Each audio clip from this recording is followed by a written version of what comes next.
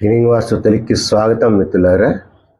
ఇక్కడ మీరు చూసేటటువంటి ఈ యొక్క ప్లాన్ ఏదైతే ఉన్నదో ఇందులో మీరు అబ్జర్వ్ చేయండి. మనకి ఈ పశ్చిమానికి సంబంధించినటువంటి వాయువు ఏదైతే ఉందో స్థలంలో పెరిగిందండి.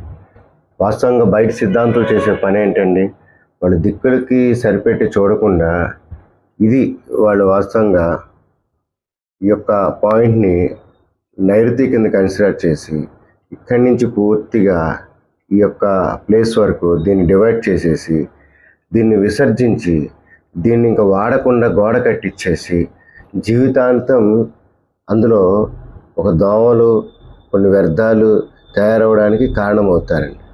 బట్ యాక్చువల్గా మనకి ఇటు పక్కన ఒక రోడ్డు ఉంది, ఇటు పక్కన ఒక రోడ్డు ఉందన్నమాట. సో మనం స్థాపత్యవాద ధర్మాన్ని ఉపయోగించి చేసే పరిస్థితి మీకు